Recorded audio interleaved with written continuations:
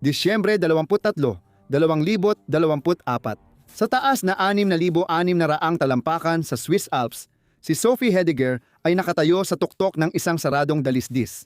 Naniniwala ang 26 anyos na Olympic snowboarder na mas alam niya ang dalisdis na ito kaysa sa mga nagpasara rito dahil sa panahon. Pero di niya alam, inuulit niya ang parehong nakamamatay na pagkakamali na ikinamatay ng 2 dosenang top skier noon. Patay na ang atletang ito, hindi lang niya alam. Maligayang pagdating sa extreme edge sa mundo ng elite snowboarding. May dalawang uri ng atleta, adrenaline seekers at disiplinado. Alam nila ang pagkakaiba ng kalkuladong at walang kwentang panganib. Disiplinadong atleta si Sophie mula Switzerland na napapalibutan ng bundok. Nag-umpisa siyang sumali sa paligsahan sa edad na 16. Sa edad na 18 nanalo siya ng pilak sa Youth Olympics. Hindi iyon tsamba. Iyon ang mga taon ng pagsasanay at pag-aaral sa galaw ng niebe at paghubog ng instinct ng mga profesional kumpara sa mga baguhan. Kinatawan niya ang Switzerland sa pandaigdigang entablado sa 2022 Olympics, nakipagkumpetensya sa snowboard cross laban sa pinakamagagaling na rider sa mundo.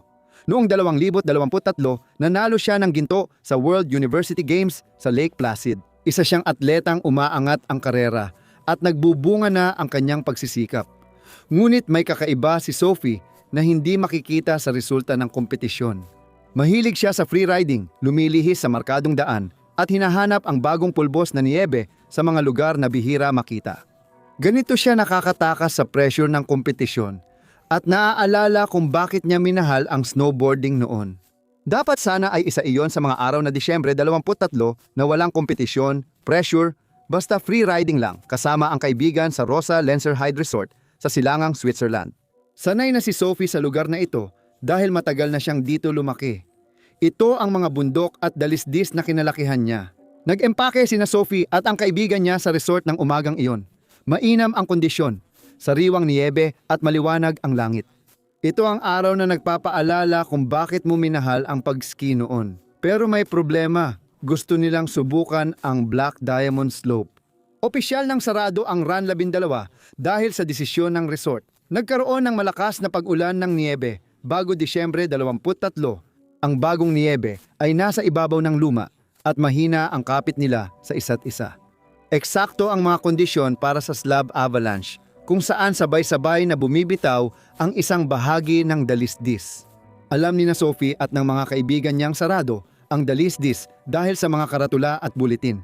Pero bandang 1:15 ng hapon, umalis sila sa mga markadong bukas na dalisdis at nagtungo pa rin sa Run 12. Pagkapasok sa saradong lugar, si Sophie ay nagbo-board sa bagong niebe habang sinusundan ng kaibigan niya. Matarik ang dalisdis, umaabot sa 42 degrees sa pinakamatarik. Ganito ang ahon na nagpapabilis ng tibok ng puso pero kapag paulit-ulit mo nang nagawa, parang madali na lang. Malamang ilang beses na niyang nadaanan ang linyang ito dati. Maaaring iniisip niya na sobrang maingat ang mga tagapagbalita ng panahon o baka ang bagong niebe at sarap ng pakiramdam nito. Baka hindi niya iniisip ang panganib. Biglang bumigay ang niebe sa ilalim ng kanyang mga paa. Hindi ito maliit o simpleng pagguho. Bumigay ang buong dalisdis. Isang slab avalanche, eksaktong iyon ang binalaan sa bulletin kaninang umaga. Daan-daang toneladang niebe ang sabay-sabay bumagsak at mabilis bumaba ng bundok, tinatangay lahat ng madaanan. Kaunting liko lang sa tren ng kaguluhang ito. Linggo-linggo sa Patreon, nagbabahagi ako ng mas malalim na bagay, isang eksklusibong video, paliwanag ng totoong nangyari, o personal na kwento na hindi ko inilalagay sa YouTube. Kung gusto mong makita ang behind the scenes kasama ako, sumali sa Extreme Community sa Patreon. Kita-kits, si Sophie ay agad tinangay, di nadamay ang kaibigan niya. May isip mo bang nakatayo ka lang, pinapanood mawala ang kaibigan mo sa gitna ng niebe at debris, alam mong wala kang magagawa. Kinuha agad niya ang radyo at humingi ng tulong. Malaki ang tugon. Maya-maya, may rescue helicopter nang lumilipad. Ang mga espesyalista sa paghahanap ng avalanche kasama ang mga sinanay na aso ay nagmamadaling pumunta sa lugar.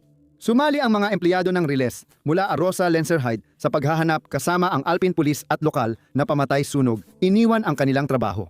Pati ang care team Grecian, ang psychological support team para sa ganitong mga sitwasyon, Lahat ng maaaring makatulong ay nagmobilisa. Mahalaga ang bawat segundo kapag natabunan ng avalanche. Pagkalipas ng 15 minuto, bumababa na ang tsansa ng buhay. Matapos ang 35 minuto, bigla itong bumagsak. Dahil sa sobrang siksik at bigat ng nyebe, karamihan sa biktima ay hindi makagalaw, makalabas mag-isa o makahinga ng maayos. Nakulong ka lang, naghihintay at umaasang may makakita bago ka maubusan ng hangin, bandang 3:30 ng hapon.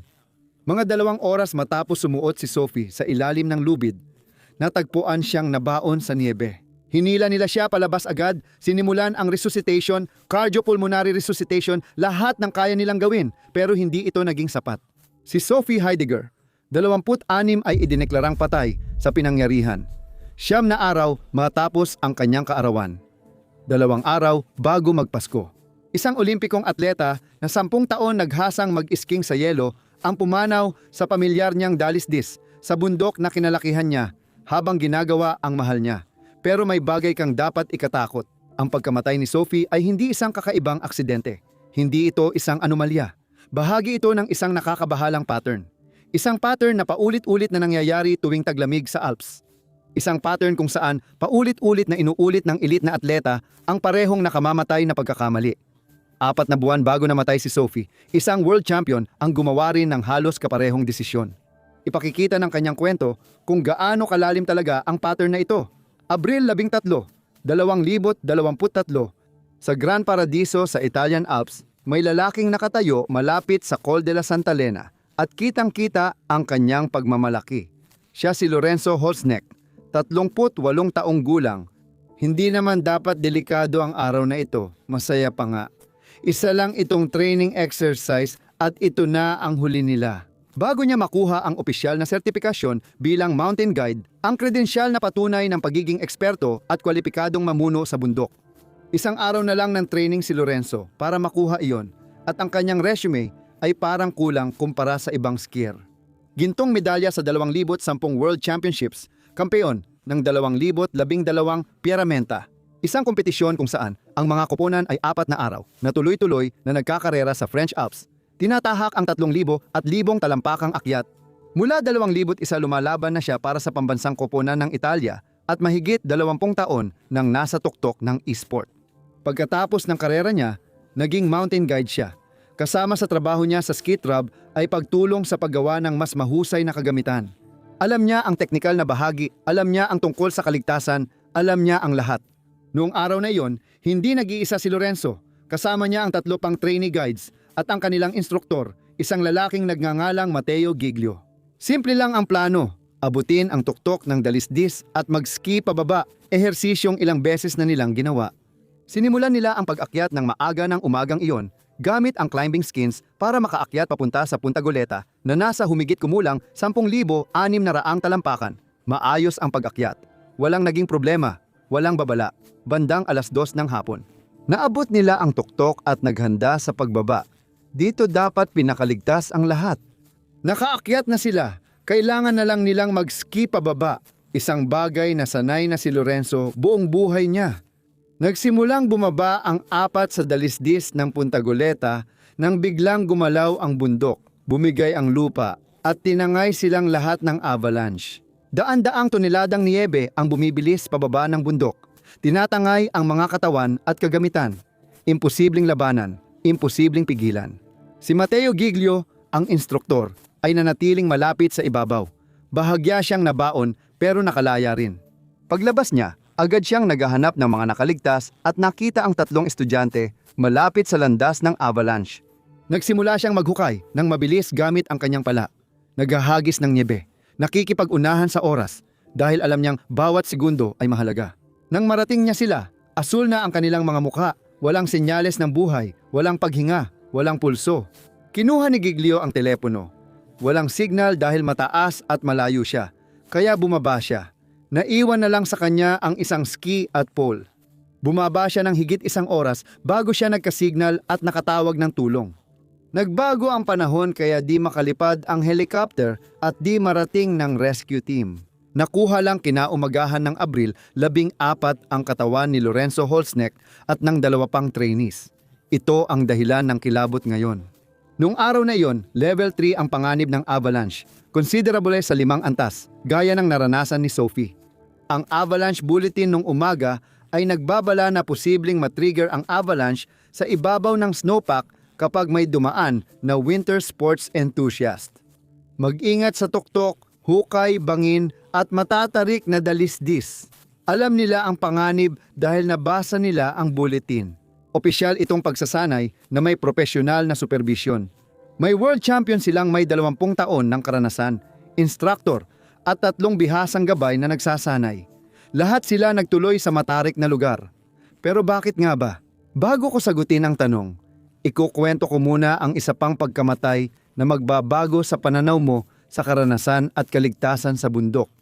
Noong Pebrero 8, 2021, 6 na araw, bago ang ika-46 na kaarawan niya, tinawagan ni Carlo Alberto Cimenti ang kaibigan niyang si Patrick Negro. Mag-ski mountaineering sana sila sa Upper Susa Valley sa itaas ng Pragelato sa Italian Alps. Hindi ito ekspedisyon o malaking pakikipagsapalaran, martes lang ito sa kanilang likod bahay. Para kay Kala, siguro hindi na niya ito delikado. Kung kahanga-hanga ang resume ni Lorenzo, alamat naman ang kay Kahla. Siya ang unang Italyano na nag-ski mula sa tuktok ng Munaslu, ika-8 pinakamataas na bundok sa mundo na 26,781 talampakan. Unang tao na nag-ski mula sa tuktok ng Communism Peak at unang Italyano na nanalo ng Snow Leopard Award. Nakukuha mo ito sa pag-ski sa 52,000 talampakang tuktok ng dating Soviet Union. Si Patrick, ang kanyang kaibigan, ay 50 taong gulang.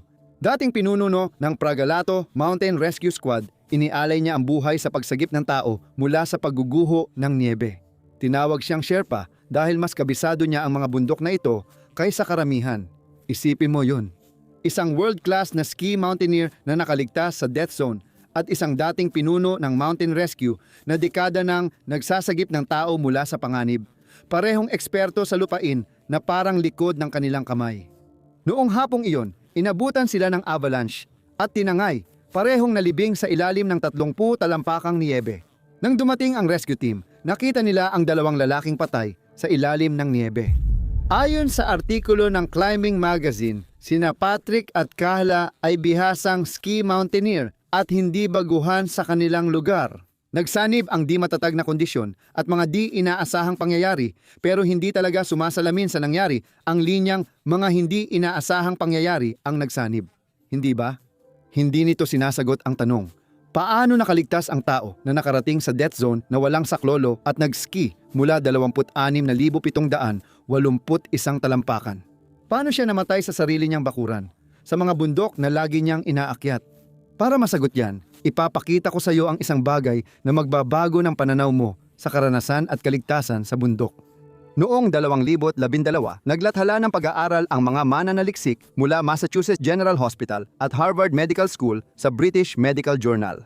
Sinuri nila ang 23,775 na mga umaakyat sa kabuuang 39,000 at 38 na ekspedisyon sa Himalayas mula 1,770 hanggang 2,010. Isa ito sa pinakamalaking datos ukol sa mga namatay sa pag-akyat ng bundok. Gusto nilang sagutin ang tanong, totoo bang nababawasan ng karanasan ang panganib mamatay sa bundok? Isinama nila ang edad, kasarian at panahon. Anong tuktok ang inakyat mo? Naabot mo ba ang summit at anong taon?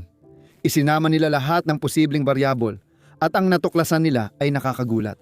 Ang odds ratio para sa pagkamatay kumpara sa karanasan ay 1.00. Kung hindi mo alam ibig sabihin yan, sa estadistika, ipapaliwanag ko. Bawat dagdag na taon ng karanasan, bawat dagdag na ekspedisyong natatapos mo, bawat medalya na napapanalunan mo, bawat tuktok na nararating mo, lahat ng iyon ay hindi nagbibigay proteksyon sa kamatayan. Wala ring karanasan na nagpapataas ng tsansa mong marating ang tuktok.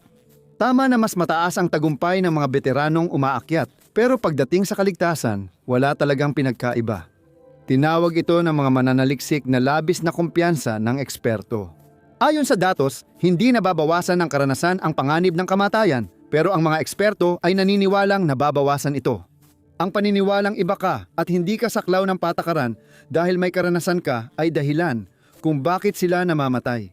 Ganito ito nangyayari talaga. Kapag nasa di pamilyar na lugar, Nag-iingat ka, sinusuri ang impormasyon at gumagawa ng konserbatibong desisyon. Nirerespeto mo ang bundok dahil hindi mo ito kilala. Mataas ang iyong pag-iingat, pero sa mga pamilyar na bundok, nawawala ang lahat ng pag-iingat na iyon. Gumagamit ka ng heuristics o mental shortcuts tulad ng pattern recognition. Noon, palaging ligtas ang dalisdis at parang pareho pa rin ang panahon ngayon. Nakailang daang beses ko nang nadaanan ang rutang ito sa pag-ski. Isipin mo si Lorenzo Holznacht. Simula 2001 pa siya lumalaban sa ski mountaineering. 22 taon ng elite na karanasan. Pero noong Abril 13, 2023, sinabi ng Avalanche Bulletin na level 3 ang panganib. Tahasan nitong binalaan na maaaring mag-trigger ng avalanche ang isang skier lang. Nagpatuloy siya sa matarik na bundok dahil ang 22 taon niyang karanasan ang nagbigay sa kanya ng kumpiyansa na lampasan ang mga babala. Naranasan na niya ito dati at nalampasan. Alam niya ang mga bundok at ang dapat gawin. Sobra lang mag-ingat ang mga tagapagbigay ng babala. Isipin mo si Kala Cimenti, nakaligtas siya sa taas na 26,781 talampakan sa Manaslu, nakaligtas din siya sa Nanga Parbat. Nakarating siya sa death zone kung saan walang pagsagip. Ang mga kwento ng kanyang pagkaligtas ang nagpatibay ng paniniwala niyang kaya niyang basahin ang bundok at alam kung kailan ligtas. Nakita ni Sofia Hedegaard ang mga karatula ng pagsasara. Nabasa ang bulletin na level 3 plus na panganib, alam niya ito. Pero malamang ay nakapag-ski na siya dati sa saradong lugar at naging maayos naman. Tuwing nilalabag mo ang patakaran at walang masama, tumitibay ang paniniwalang kaya mong magdesisyon para sa sarili at ang patakaran ay para lang sa iba. Para sa mga hindi pa ganoon karanasan, ito ang sumpa ng eksperto. Habang mas nagiging bihasa ka, mas lumalapit ka sa panganib. Mananatili ka roon sa gilid hanggang sa isang araw biglang bumigay ito sa ilalim mo. Pero may isa pang nangyayari dito, isang bagay na nagpapalubha ng panganib ng higit pa kaysa dati. Nagbabago na rin ang mga Alps mismo. Sa nakaraang siglo, tumaas ang temperatura sa Alps ng halos 4 na degree Fahrenheit, halos doble ng pandaigdigang average. Ngayon, 12 araw nang mas huli nagsisimula ang snow season sa Swiss Alps kaysa noong 1970 at noong taglamig ng 2022 hanggang 2023 na itala ng Switzerland ang temperatura na 70 degree Fahrenheit sa taglamig. Ngayon, maaaring iniisip mo, sige, mas mainit na temperatura ay nangangahulugan ng mas kaunting niebe. Mas kaunting niebe ay nangangahulugan ng mas kaunting avalanches. Tama ba? Mali. Ayon kay Jörg Schweitze, direktor ng Swiss Federal Institute para sa pananaliksik sa niebe at avalanche, hindi ibig sabihin na mas kaunting niebe ay mas kaunting avalanche. Mas maraming halumigmig ang kayang hawakan ng mainit na atmosfera, kaya mas malalakas ang mga bagyo. Huwag nating isipin na babalik sa dati ang lahat. Nagbago na. Sa Alps, mas madalas na ngayon ang mga avalanches sa paraan na hindi natin dating nakita. Halimbawa, noong taglamig ng 2023, humigit kumulang 2,300 avalanche ang naitala, pero noong nakaraang taglamig bago iyon, 273 lang. Halos 8 beses ang itinaas nito sa isang taon. Hindi ko rin alam paano ko ito sasabihin.